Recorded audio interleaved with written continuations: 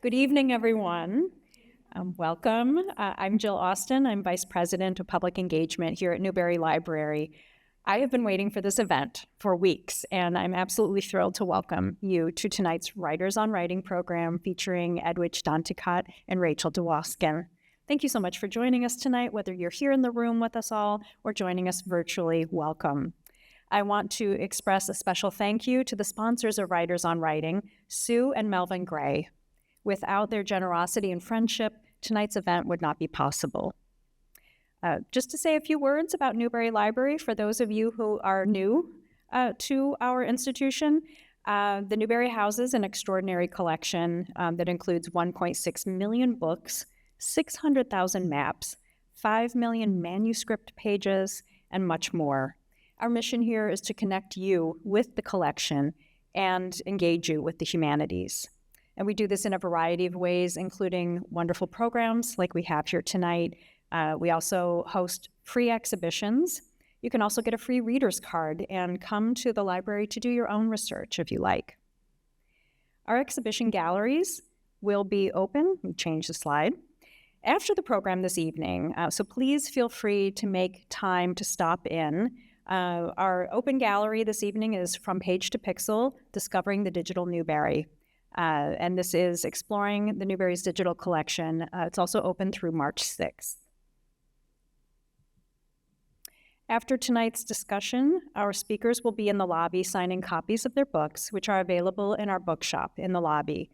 I do ask that at the conclusion of this evening's program, take a few minutes before you go into the lobby so our speakers can get settled there. And so please plan to sit tight for a moment.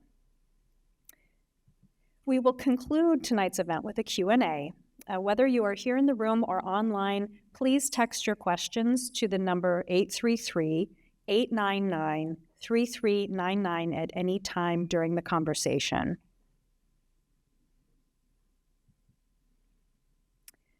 Writers on Writing is a collaboration between Newberry Library and our friends at StoryStudio Chicago.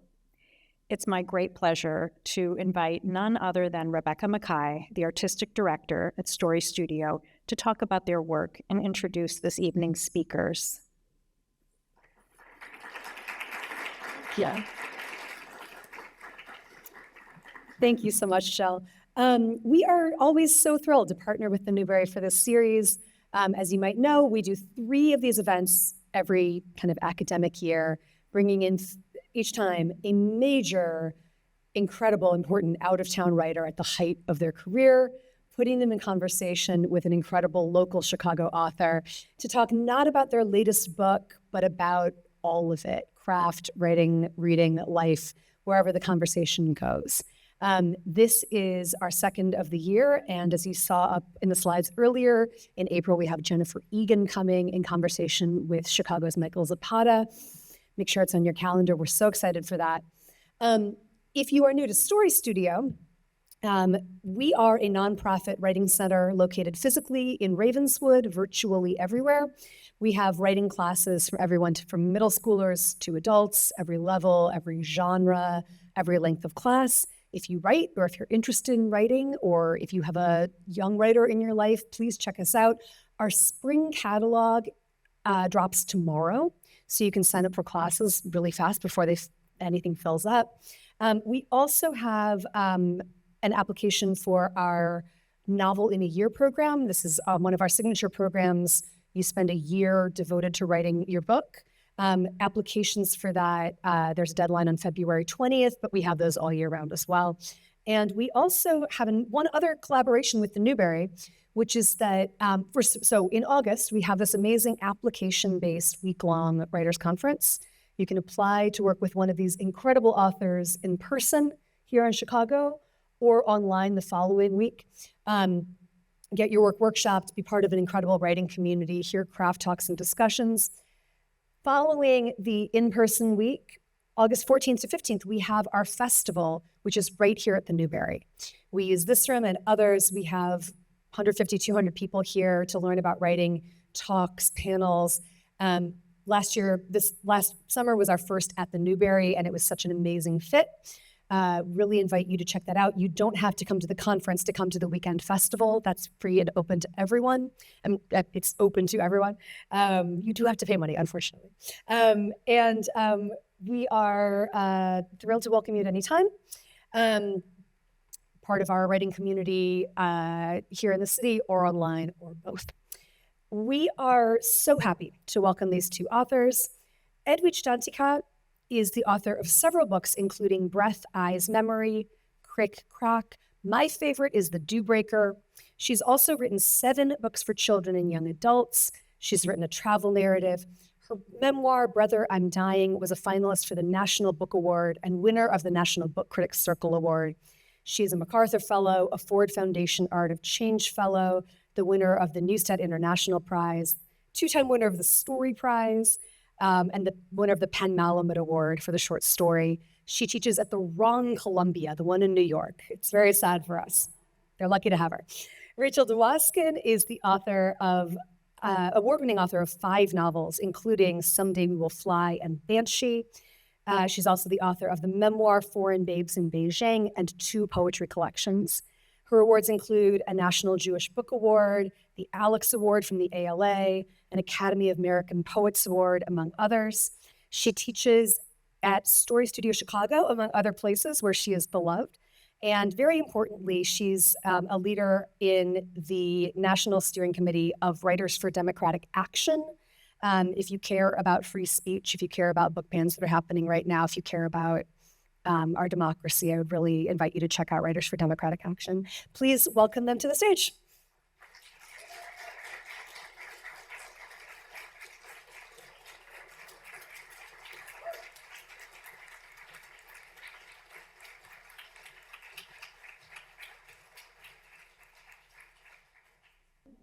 Hi, Edwidge. Hi. Hi, you guys. Thank you all for being here. It's so nice. And it's so good to have you back in Chicago. And so nice of the Newbery to host this and StoryStudio to put it together. So we're going to talk for a little while, and then I'm going to open for questions for Edwidge, and you guys can ask anything you would like. I have a million questions, and they're about truth and beauty, really. Because for me, what's so outstanding and unique in your work is a kind of oxygenated quality and an authenticity. And it comes from weaving your own utterly authentic and frank voice with huge swaths of the world and bringing in writers who are alive and writers who are no longer alive and your own ancestors and letting them live on your pages with you and with us. And this, for me, happens in your work across genre, children's books, nonfiction, fiction, all the things. So I guess I want to start just by saying, can you talk about the state of the world and you being a writer in it? And then we'll go from there into a vertical dimension. Oh, wow. Well, first of all, I want to say thank you for agreeing to this conversation. Thank you to the library, and thank you all for being here. And you mentioned ancestors, and I feel like I couldn't start without acknowledging the passing of Jesse Jackson today, Reverend Jesse Jackson, who I had the opportunity to meet several times because he was an advocate of so much, but also of Haiti and Haitian refugees. He was one of the first people to go to Guantanamo when Haitian refugees did a hunger fast for Haiti.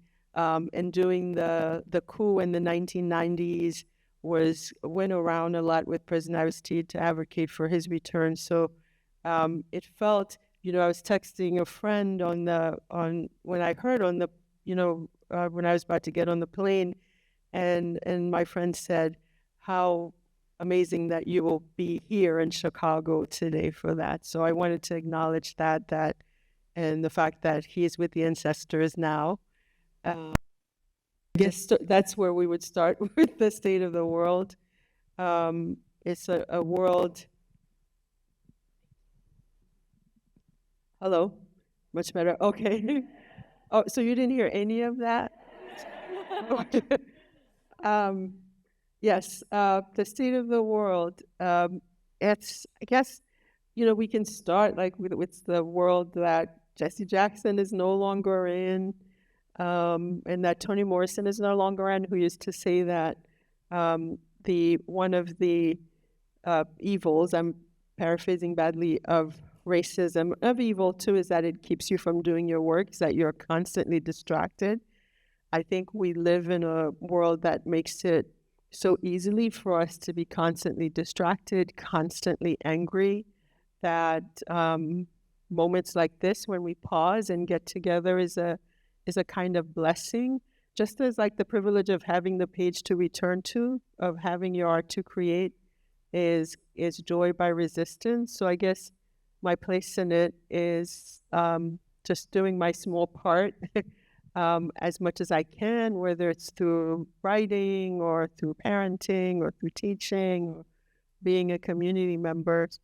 But it's just, I think, every time we are able to gather around art, around beauty, which you mentioned, it's a wonderful privilege in this current moment.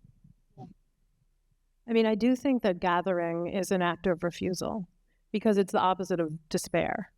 And I think despair is part of the program to keep us distracted and so unhappy that we feel powerless and then we don't use our power to get together. But I want to talk about what writing does. I think there's a moment in your new essay collection when you ask this question, or you report on having been yourself asked this question.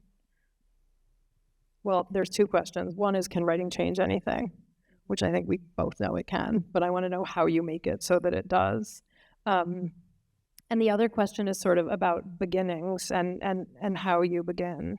You write, it's much easier to explain or elaborate on endings than on beginnings. For endings, you can always say that it ended this way because it had begun this way, or it ended that way because something popped up in the middle that led there. Beginnings have more amorphous origins.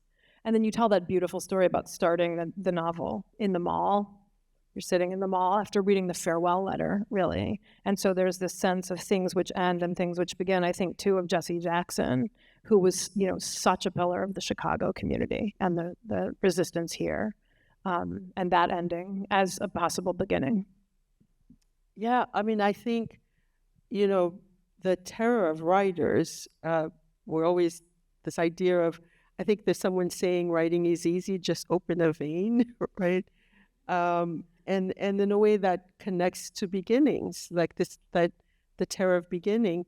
And sometimes, we've both taught, and sometimes you will see someone struggling with a story, but it's because they haven't written the story that is in front of that story, right? So, I'll have students who will say, I can't write about my mother until she's gone, or I can't. And I say, well, you have to find a way to get past that mountain, right? To begin in some way, whether you have to go around, whether you have to go across. But endings also, endings are so, we're, again, with the Reverend Jackson, I was in the hotel room watching all those going back, right? And I wrote a whole book called The Art of Death, writing the final story. And in that, it's kind of like we mourn because we knew what the life meant, right? We mourn because we've been on a journey, whether it's a friend or a parent or a stranger we think we know, so that the endings, in a way, sort of write themselves, even though we may not be satisfied with them, but the beginning is always daunting. Just like if you take it to migration, for example, right? The idea of like, I'm going to get up from where I come from and start a whole new life somewhere else. And then like put my whole faith in the idea that the new beginning would have been worth this journey, would have been worth going, walking the Darien Gap, walking to the border, being in a caravan, that whole situation. There's a kind of faith in that new beginning that's so powerful. That I think in some ways, like when you're writing, something, when you start, you're like, you have such a vague idea of what it will be, that it does require a constant act of faith. I don't know what is it like for you? Well, so there's an interview, a Baldwin interview from the Paris Review in the 1980s, where he's comparing preaching and writing. And he essentially says that preaching, you already know the conclusion you've reached, and you stand at the pulpit in front of your congregation and you convey the conclusion. And that writing is the opposite. That when you're writing, you're trying to figure out something, and it's often something you don't even want to know. And so I usually begin from there. It's like I have like a spelunking light on my forehead, and I'm just navigating terrible darkness and trying to figure something out. And so it usually, for me, starts with a question. And maybe that's part of what I find so oxygenated about your work. And even the most recent essays they feel like a tour of your imagination. You move from thought to thought in a way that feels like thinking. And of course, there's a transliteration. You have to transpose your thinking onto the page, which is writing. It's facile even to mention it.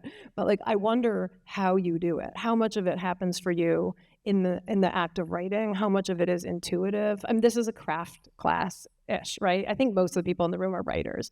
So when you're working on, migration is a perfect example, because literal migration requires a restructuring of where you are. I think you say in the book, you have to remake your family, you have to remake yourself. And it also requires an intellectual relocation, right? And then when you write on the page about it, there are all sorts of incredibly difficult craft choices around what language do you work in? Are you working in the original language? Are you getting a foothold in the new language? Are you trying to hold on to a record of an old home while you try to establish yourself in a new home? What's the writing for, and what does it do? And these are kind of exactly the irreconcilable ambiguities which I think fiction and poetry are able to express. I mean, I think because you write both fiction and poetry, right? And I write fiction, and you write nonfiction too, but I tend to use the nonfiction for me. And like, the origin of the essay is Montaigne saying essayer, right? To try something. And especially in the essays in We're Alone, I always tell people, you may not end up where you think we're going. And I was really, I tried to follow that flow. And one of the things, so in 2020, my daughter Mira, who is now a junior in college, took, when they were all inside with us, took an essay class online. And I was kind of following along. I was like, I want to read what you're reading, and which annoyed her really. But I was really intrigued in what she's reading. But the teacher, Erica Cardwell, had this. I mean, we were both blown away by the description of the course, where she described it. She said, literally, imagine the essay as a body of water, and you, the writer, are standing on the shore. Will you stay there, or will you get in? Right? And I'm like, yeah, I'm getting in. And I was just so blown away by that definition. I felt like it was so freeing to help return back to Montaigne's idea of essayer. It's an attempt, and often it's an attempt to know what you're really thinking, right? And in fiction, you can, there are things that I feel like I could have woven back and taken out, but I like that, I felt like that idea of writing as fluid, was so liberating, in the sense that you mentioned earlier, this essay that started as I was in a mall, and there was what I thought was a mass shooting, but it was some kids who had hacked on a speaker in the mall, and people were running, we're in the real thing, but literally, and also in a cliched way, my life flashed before my eyes. And then, and I thought, and actually I have a novel coming out, and that's sort of a similar thing, but with a different circumstance, so a woman in that same mall. So this idea of these ideas, how do you pick what, and maybe you have a process for it, but how do you pick which is a story, which is a poem, which is an essay? And for me, the essay one is the one that's most urgent, the one that I have to say now, right? And I think that's why often people read essay collections, and I'm very careful with what I put in the book, because people are like, oh, that's dated, right? Because there was an urgency in the moment for the essay. And in the fiction, you have to wait till that idea becomes people, and that's a much longer process. So I'm curious, with poetry, does it where does poetry fit in between those two modes for you? Actually, I think poetry is like children's books. Your children's book reminds me of poetry. I think that poetry, for me, has to be shaved down to what's absolutely most essential. So every line is like a Hollywood audition, and you try out thousands of words, and only the most perfect word gets the place. And I mean, in a way, it becomes almost, or the way I'm describing it makes it sound bourgeois. I feel like poetry, there's so little margin, and it has to be lyrical at the same time, and it's often you just want to see it and feel it for a second. Whereas prose, you have a little bit more margin, or the margins are more elastic, so there's also a responsibility. There's a responsibility there. But I love the economy of that, for example. And I think, I'm rereading just for a class I'm teaching, Paradise with Toni Morrison, The Paradise. And it's like, it's like this book that wonders, it's between these women and who all come back to this town, Ruby. And then, but there are some lines in it, like in all of Morrison, that are just like pure poetry. And it's so vibrant, like you stop, like you take a breath reading it. So there are also ways, I think, that sometimes, even like when you read Michael Ondaatje, like I feel like poets make wonderful novels. It's because of the economy, because they know the weight of certain words, and it's not every line, sometimes, but then there are places where like you pause and you're like, you could tell that was like really labored over. Yeah. You weave poems through too. I mean, you have poems in the books. And you and I had a conversation a couple of years ago about the difference between writing violence in fiction and nonfiction. And I've mulled it for years because your answer surprised me. We were talking about how to do it, like how to write difficulties. So, I mean, assassination and kidnapping and sexual violence, all these extremely difficult subjects. And I asked you about the difference. I don't remember what I said. It was really interesting. Like you basically said that in nonfiction, you have an obligation to say exactly what happened because it happened. And that in fiction, you ought to dim the lights a little bit. And I found that surprising in the sense that I was thinking sort of, in nonfiction, you have to protect somebody to whom this thing happened, and you don't want to, reissue trauma or exploit trauma or something. And that in fiction, it was more like a free-for-all. I mean, not to be gross about it, but, in fiction, you're making it up anyway. So, but I thought your answer was really smart. I thought about it for years.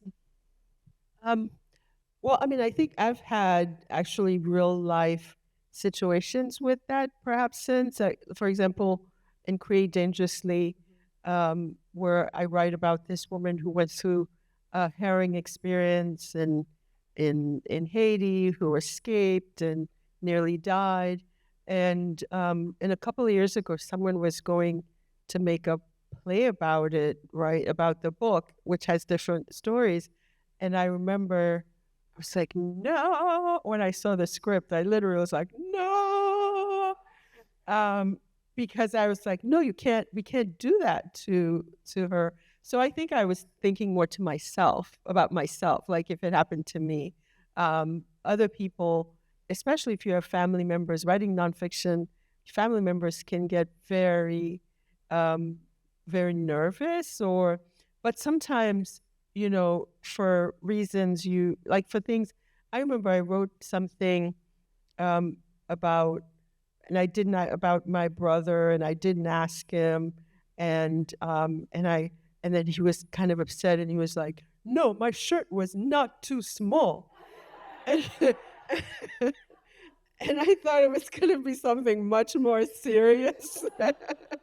And I was like, he didn't even the very serious thing I was most worried about upsetting was not that.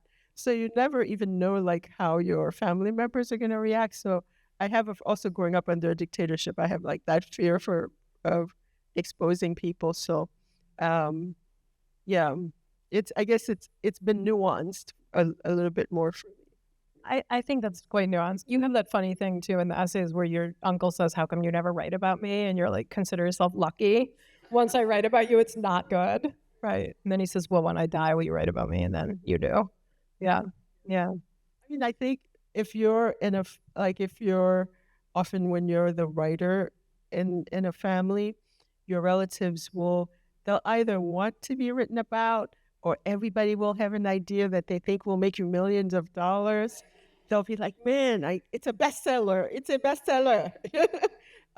And or they'll be like, listen, don't write about this. And it's like the most inane thing. You're like, that you wouldn't even write about anyway. But they're like, you better not write about this. I'm like, no, I don't want to tell people how you take your coffee. That's not. So it's like a balance that you work through by figuring out also like people's boundaries. Like I always say to people, like I'd rather have relatives than books, right? Like I wouldn't want to lose my relatives over books. If, I think every memoirist, everybody who writes a memoir, it's a very sort of slippery terrain to negotiate in terms of how to protect people, and some people should not be protected, if they but it's interesting terrain. Have you ever adapted something? Have you ever started a project as one genre and then decided it needed to be another, or it wanted to be another? Started something as nonfiction and then turned to fiction? Or have your novels always suggested themselves to you first as novels and your short stories? Oh yeah, I mean, I've for example, this story in the mall, I remember. So actually, when you're not, my novel about the mass shooting thing is coming out in August. And so my daughter, if you have teenage daughters, as we both do, my gosh, they're like the harshest critics. So my daughter reads this description of the novel, and having read the essay, she's like, we're still talking about this. And it's because part of the reason that happened to me is because I was in the mall buying her a cell phone, and and she's like, oh, this again. So that one started out, as an essay because I was working, through it that way, and then became this novel. And my poor daughter will have to be hearing about it for the next year. But I've had like The Forming of Bones, for example, started out as a short story. But today, I realized that there was another version of it because my daughter's teacher called. She's like, we're teaching your story, The Revenant, in English class. I'm like, The Revenant, you sure it's me? And then I was like, oh, it was an excerpt from The Forming of Bones that was in. I've had things that are indifferent, and then I sometimes take things that are in nonfiction and I put it in the fiction. I think that fluidity is really good because you can, like, having the people be able to trace it. Like, I'm able to also to look back and being able to trace the origin of different ways. But my novels usually are some things like I work out in some other shorter form before. How about you? Well, mainly I think that's permission. Like I bring that up by way of saying, like, everybody, you have permission to take your own work and mold and remold it. And if you're stuck, sometimes if I'm stuck, I'll take a page of prose that's inert or that isn't working, and I'll try to make it into a poem. I'll take only the words from the page, which are the most high value on the poetry thermometer, and I'll make a poem out of them, and then I'll export them back into the prose and try to make the prose better that way. So you can kind of adapt your own work across the genres and borrow from yourself. Yeah, I think that's very important because sometimes students will say, well, isn't that self-plagiarizing? I'm like, I don't believe you can plagiarize yourself. But yeah. Well, I mean, the other thing is to take risks. I think I teach Create Dangerously. I've taught it for years. And I think it's important for students to take artistic risks and political risks and personal risks in their work. And for all writers to feel like you can get it wrong without the recrimination being so swift and brutal that your life is over, And I think that goes for genre, sort of genre surfing or genre cheating or whatever, cheating the boundaries of genre. And it also goes for recycling your own ideas. I also agree that you can't plagiarize yourself. Yeah, I mean, yeah, I like the idea of the genre surfing because I feel like I've been doing, part of it is also to keep myself interested. because when the children's books, one of the things I love about doing picture books, it's also I feel it's in a way almost like a symbol for writing. It's this one genre where you write, it's not very long, but you write with as much vividness as possible for the illustrator to see it. And then when the pictures start emerging, the words fall away, or at least the way I've done it. And I find that very exciting. And they'll say, well, you don't need red anymore because they can see it. And so, but when you first write it, you have to kind of draw an image with words, like what we usually do for the illustrator. And then gradually you just kind of surrender to this whole other visual form, which I love doing. I mean, I love that part of it. Like when that moment when they start sending you sketches and, that collaborating of something visual, because I think writers can also learn so much from visual artists. Are you a visual thinker? Can you imagine the drawings before you see them?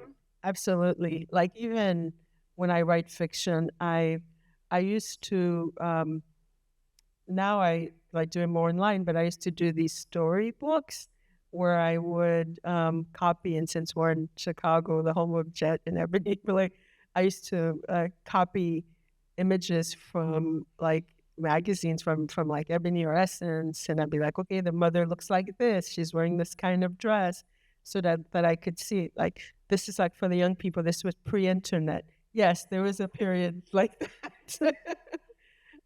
Where now you can go online, you can see like different people, you can get an actress, look at her face online. But yeah, I had to see, like when I was writing Claire of the Sea Light, I literally, because it was like all the stories were in this one town, I had to, before I even started writing the stories, I had to establish the town for myself. Like I had a church, and I used to just imagine myself walking through the town. And that was it was convincing to me. Like, I know I'm going, like I'm rolling when I can see myself in the place that I'm writing about. And the best, and I know you've probably experienced this, like the best the writing gets is when you feel like you're just taking notes and you can't do it quickly enough. And you're just like, oh yes, speak to me. So that I've tried to do a lot of preparation for that so that I could see it so clearly that it feels like I'm walking through taking notes.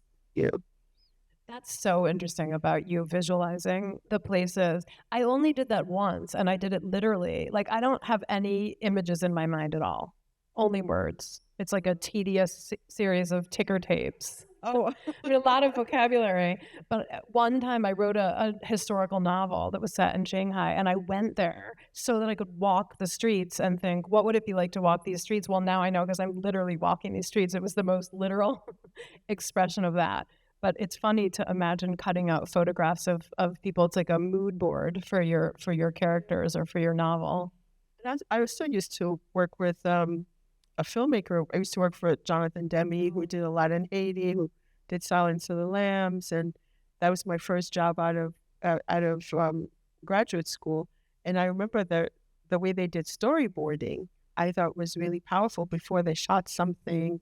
The way I was like, oh, that's something, and again, I think we can borrow from different medium, and that's one of the things that I borrowed from film. And the other thing was, I remember, when you first start writing, you're like, and he woke up in the morning and brushed his teeth, and like you go through all the motions, and I'm like, and I remember suddenly, just because the way they shot things based on budgets and things like that, and even not just budgets, but I'm like, yeah, like in films, they can wake up in the morning, suddenly they're in the office. Like, I'm like, why can't we do that? Also, can they please brush their teeth? Yes. Every time I watch a movie where people don't brush their teeth, I feel like, what is happening in this movie? Okay, I'm obsessed with logistics. I actually love this part of the conversation because, so years ago, my poetry teacher was the late, great Derek Walcott, a Caribbean Nobel genius, great teacher. And he, one time, this playwright in his class, my husband, wrote this play, which Walcott was interested in but critical of. And the play was like, it was two people in a room together for 24 hours, and then it turned out it was a cage, and it was kind of a zoo, and you were kind of watching them, and they had a one-night stand or whatever. And Walcott, at the end of this production, which was a student production, said, fine, but we have no idea the answer to the question. And we all thought, oh my God, what profound question will this be? And then the question was, where's the bathroom? And he spent 45 minutes on this. And we all felt like, okay, we get it. We're embarrassed. Fine, there has to be a bathroom. But it was such a good point, because if there's some logistical inconsistency in the work, the infrastructure falls out. Yeah, and it throws the whole thing.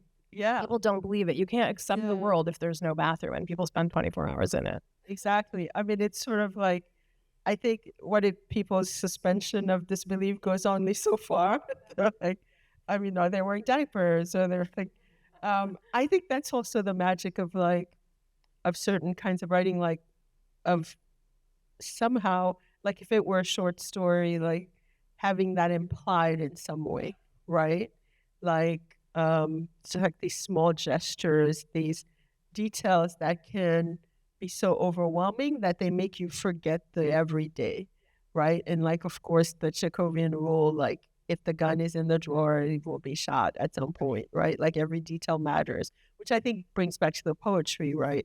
Like every essential thing matters. But in film also, because they really literally have to shoot like what they need.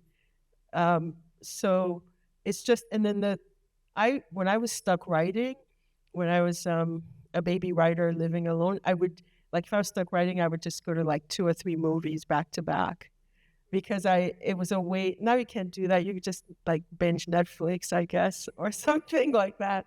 But it was like, first it was a way of leaving my house, because I was one of those people who's like, if I'm binge writing, I never leave my house. And there was no DoorDash, but there was still delivery at that point. And then putting, I just remember thinking either reading, but I was been writing. So like, and I wanted to use my mind a different way, but I was like, okay, if I watch 3 movies, I put 3 stories between me and my story. And then when I come back, it's like, hey, I can see it anew. And it makes you a new reader. Yeah. This is also about revision, right? It's about falling away. I mean, I love your description of making the poem that becomes the children's book, and then seeing the illustrations and realizing the things you can surgically excise, which you no longer need. And I wonder, like, do you write huge drafts and versions and then shave away? Or do you write a more skeletal version and then have to build upon it? Like, how much of the work is revising for you? Oh, God. Like, Marlon James, the writer from Jamaica. So there's another friend of ours, Kai Miller, who was what said to Marlon was like, yes, I just finished my novel and I threw away 250 pages. And Kai was like, can I have them? Yeah. So, and that's how I feel when I see like people who've written, I'm like, God bless you. I write small books. I write short novels. Like, so I'm always kind of fighting for every word, but I do write a more skeletal version that I flesh out once I know what the story is. I don't outline. I kind of write like you were saying, kind of like the doctor thing in a snowstorm with the headlights, like trying to see more. Because I think one of the wonderful things about being a writer is that you get to find out first what happens next, right?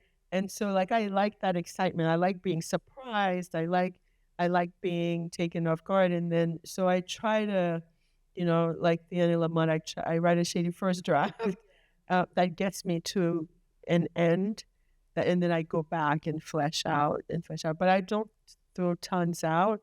And when I have to, I'm one of those people like who can nurse 50 pages to death, and then when I find out I have to throw out 25, I'm really sad.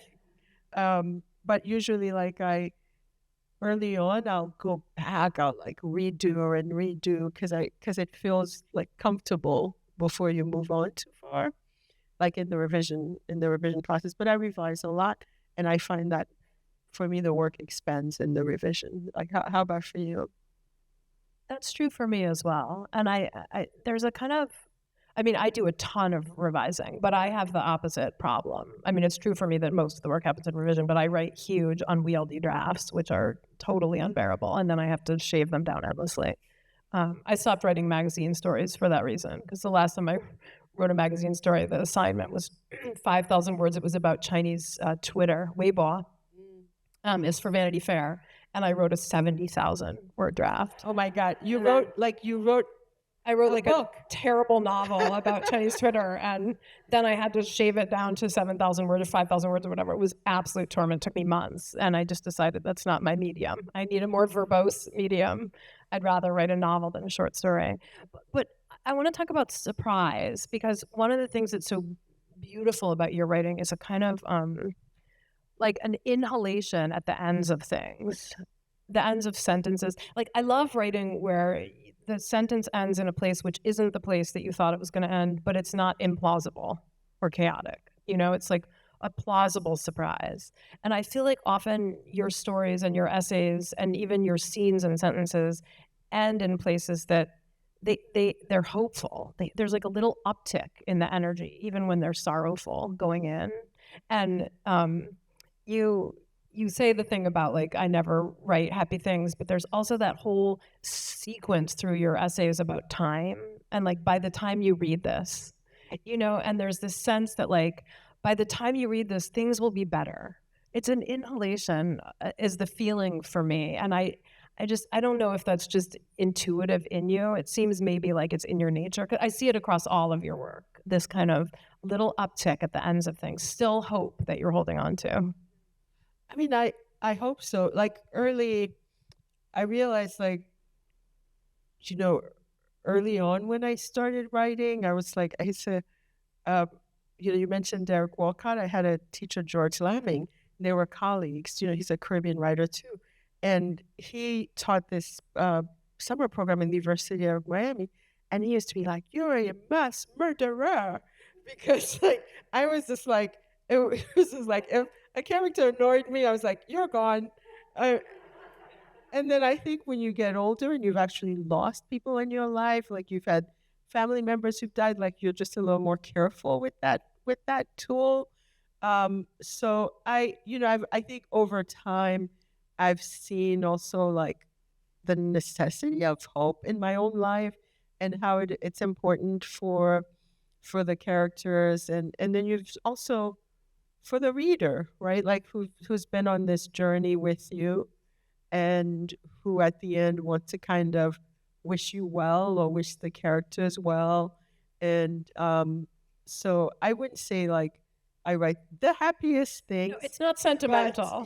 But it is actually, it's been something I've tried to, like I've had to work on to feel like having to think of like what would be the happy side of that. Also because for so long, because being from Haiti, like the way we're stigmatized, the things that are told about us, sometimes people expect you to be like, yes, write the story where they're on the beach, write the counter narrative. And that's often not what fiction does. It just does a more complex narrative, right?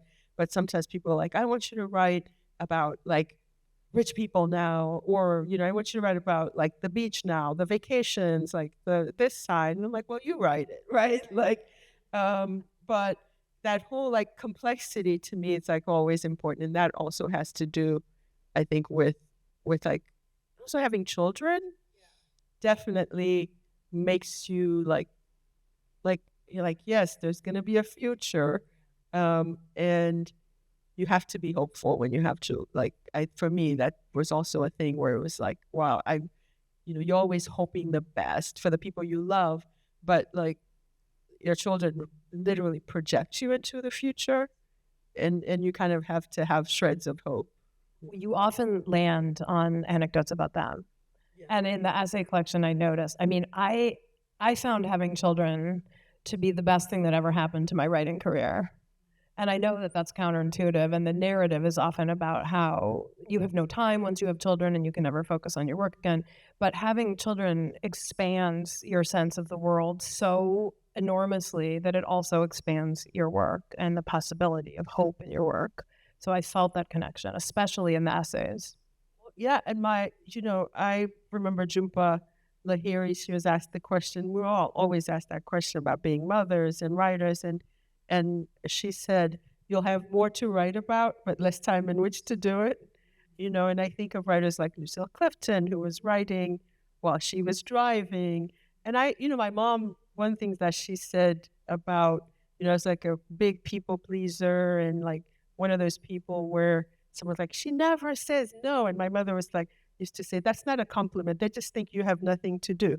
Like they think in Creole, like you're an improv, like, but my mother used to say like, yes, having children will teach you how to say no, because, like Toni Morrison used to say, like, when she started writing her books with her two boys, and she said she realized like she had to trim her life, even socializing was reduced, where she said, she's like, I had two things that cannot happen without me, is raising my children and writing my books.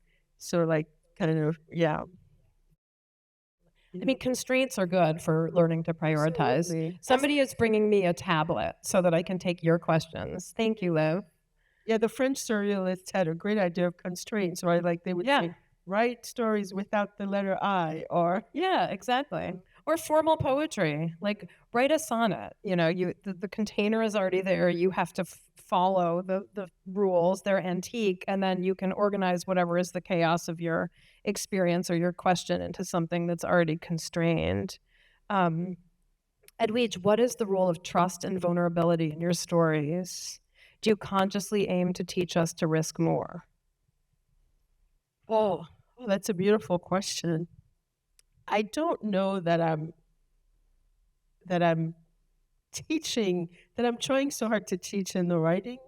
Trust and vulnerability, like it's interesting because I remember that's one of the things when I read something very personal by a writer, and initially my initial thought was always like, oh my God, they trust me. like it was almost like I was suddenly someone's confidant. And I think I, like on the flip side, I think that too. Like I feel like this is what I can share.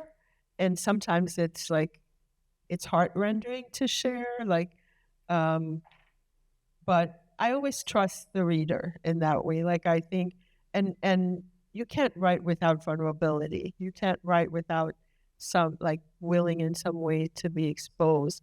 And there's some stories that like risk in terms of, my parents would always tell, like when Breath Eyes Memory was published, my parents, would say, you have to be careful. Like not only, my parents grew up under a dictatorship. Part of my life was during a dictatorship.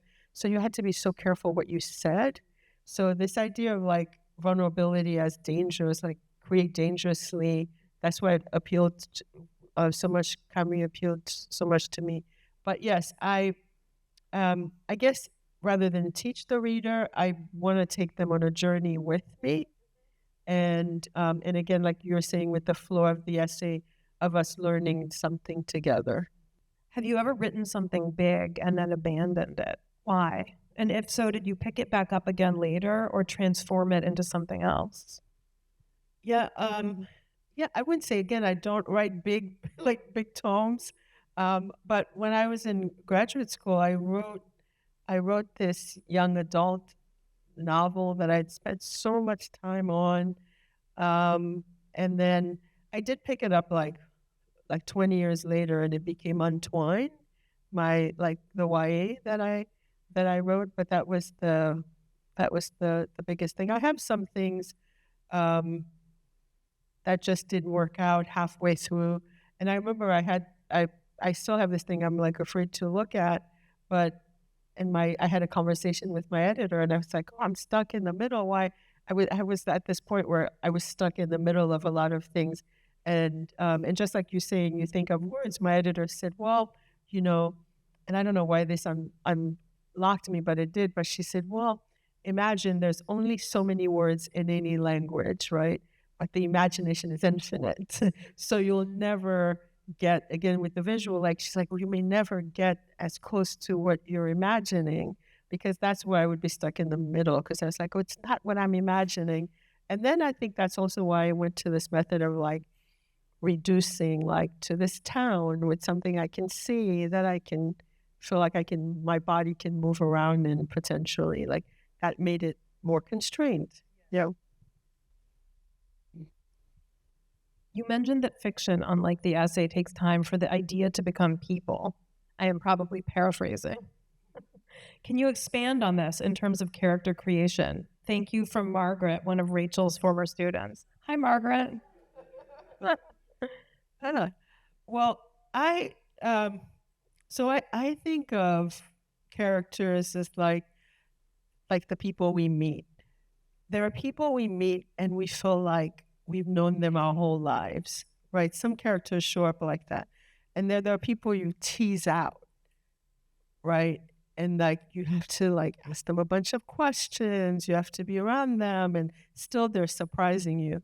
So there are characters like for Claire and the Sea Light, the little girl in that collection who we've sent through, just came like that, just fully formed. Like I knew her parents, I knew her life. And then the other, there are other characters where it takes like weeks to tease out. So what I meant with that is that sometimes, people would say, what's your story about? You're like, well, like, for example, with the example in the mall, yes, I want to write about this woman who was in a mass shooting at a mall. She goes home, she doesn't tell anybody. And then, and then we'll see how it affects her life as a realtor in a gentrifying Miami, which is kind of the plot of the book I just that will be published in August.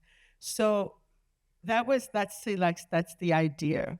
And then you have to actually put flesh on those people. You have to put, like they have to have quirks, they have to have clothes, they have to have friends, they have to have, places they go to.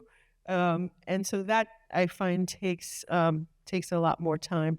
And I don't know if some of you are probably too young, but I remember after 9/11, right? And then people were saying, oh, for like 10 years, they were like, we haven't have our 9/11 novel yet, right? Like people always looking for like the manifestation of like the next thing. And then you had writer like Don DeLillo who says, but he before writing Falling about that, which was many years later, was saying that sometimes, and we live in these times, the actual thing is so much more bizarre than fiction that these like the reality is competing with the fiction writers, right? Like that was like Don DeLillo's point.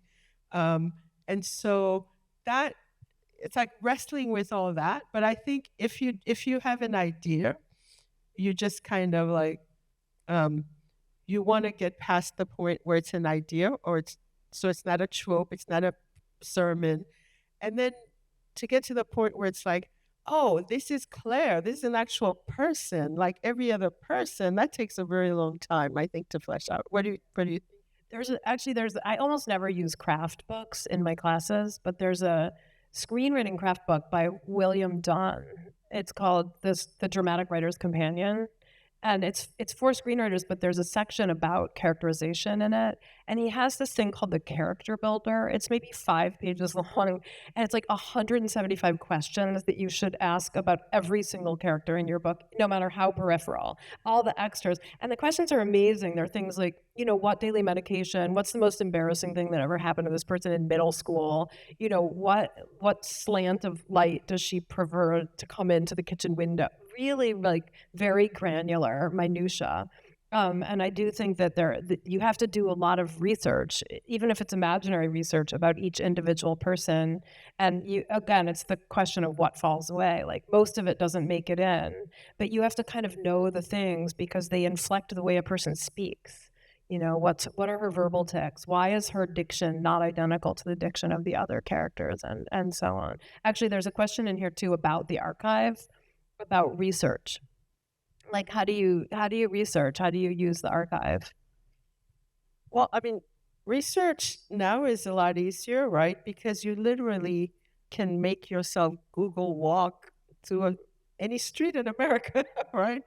But before, I used to like try to go, like you're saying, to the actual places. Like when I was writing The Farming of Bones, even though the book is set in 1937, I went to the border. I talked to people. I did a lot of interviewing.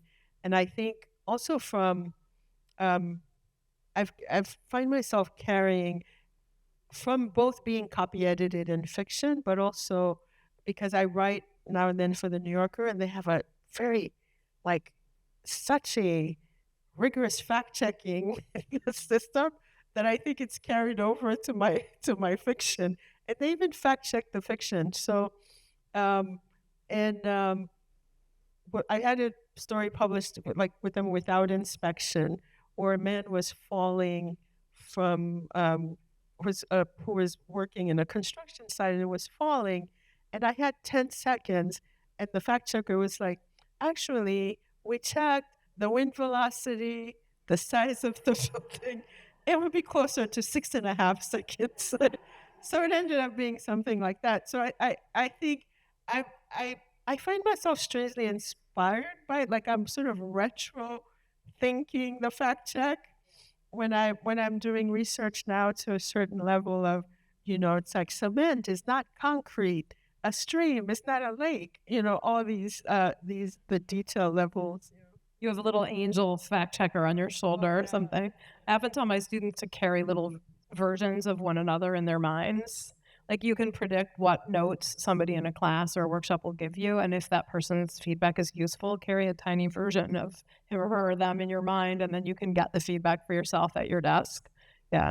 Can it's funny that you were saying that, because that used to be my least favorite thing when I was a student in workshop, because I would be writing my story. I was like, I know what Janet is going to say. And I would literally, like, my mind would go around the room. And I was in a very experimental program at Brown. Oh. And one day I just was like, I'm just going to bring in a picture that I write around. And it was my best workshop because I had never done it before and I didn't know what they would say to that. Well, it has to be the fact checker. It has to be the person whose notes are useful to you. It's like preemptive medicine or something. If you're going to make the same kinds of mistakes in your work over and over, your poetry, or you're going to lunge for a rhyme or do something embarrassing, and you know that, for me, it's Kieran. Hi, Kieran. Kieran is in your mind being like, do not rhyme. Love and above. Oh, it's true. Don't do it. Adapt to one of those people. But not the whole workshop. Yeah. That would be maddening. Yeah. But I think one thing workshop does, and I always point this out to students, is makes you see your patterns. Yes. Yeah. And one of my patterns was like from the French, like it would be like, il a commencé à parler, like he started to speak. All my people were just starting to speak. And my editor was like, let them just speak. Yeah. Yeah, the workshop can weed out glitches that you don't see. But also patterns, patterns are the whole thing, right? Like I think about, we're always, as human beings, looking for patterns, because otherwise everything is random and meaningless, which it may well be. And yet that's obviously existentially terrifying and we can't accept it. So we have to find the patterns, whether in our own works or in the works of others.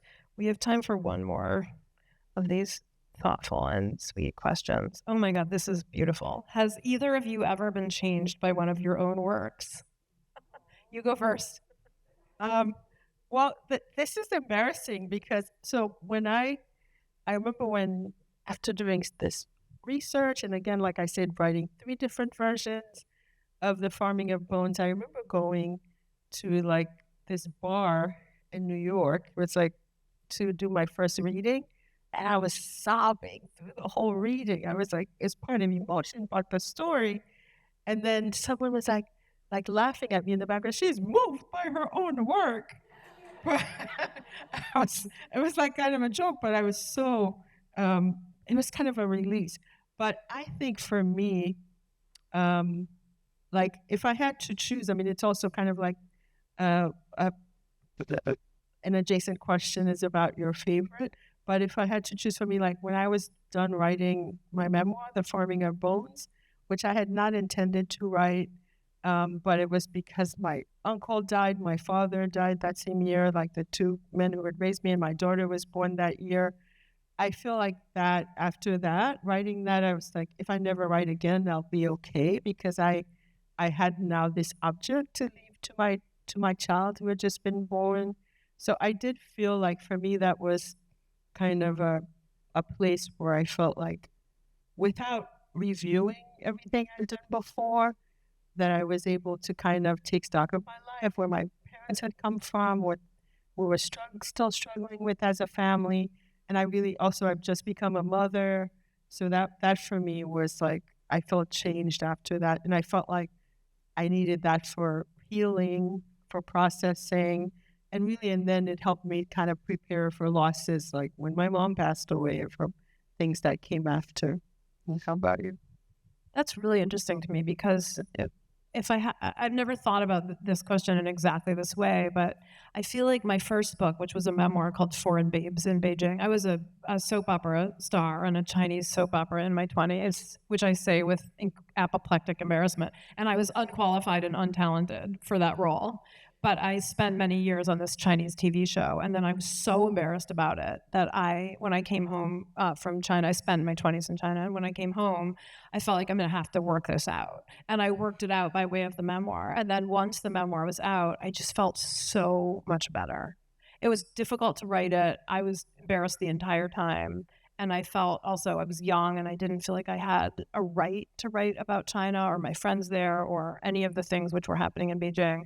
But once I had it down on paper, I felt like, okay, good. Like now I've explained this. Anyone who Googles me, I'll be like, just look at this version of it. And then I never had to fret about it. It was closure, like you say. And I'm curious from you. I want to end because it's 7:01 and I'm only going until 7:05. I'm going to take 4 more minutes. We're giving strict orders. But I guess I want to think about you. Claire, I guess, in your novel says the thing about what can we mend?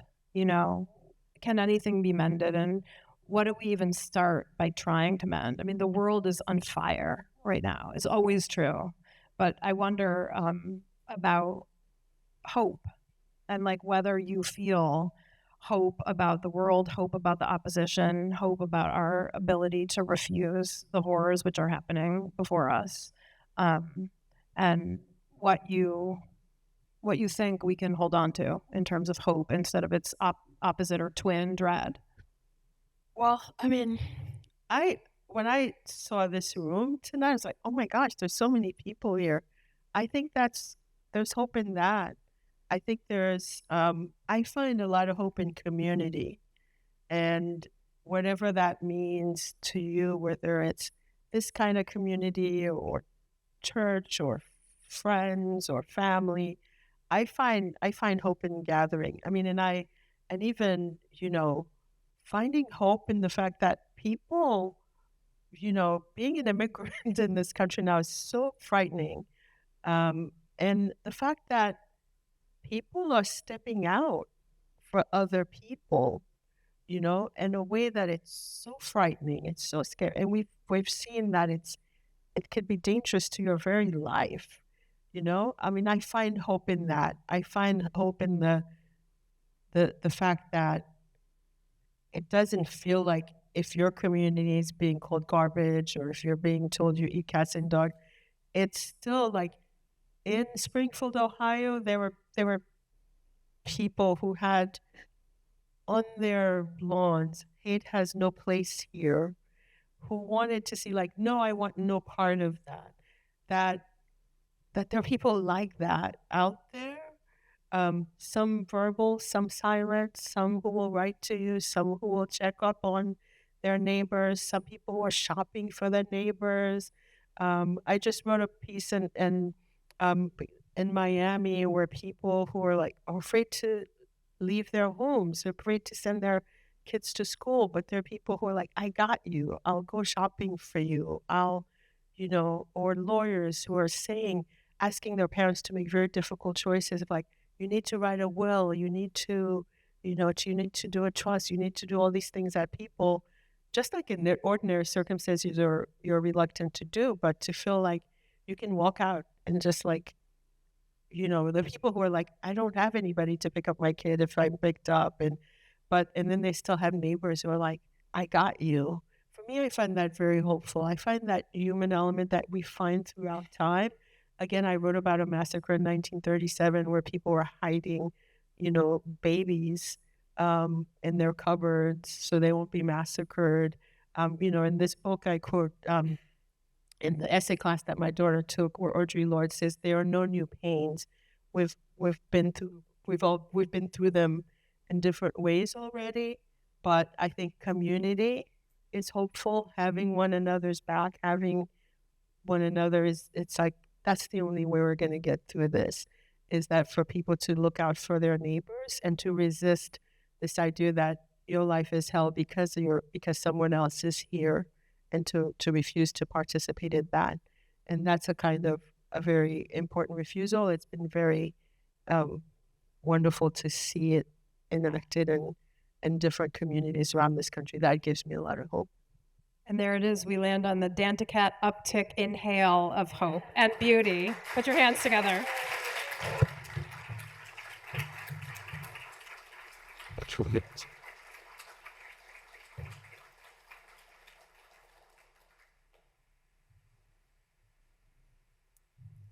Let's give another round of applause for our authors. Thank you.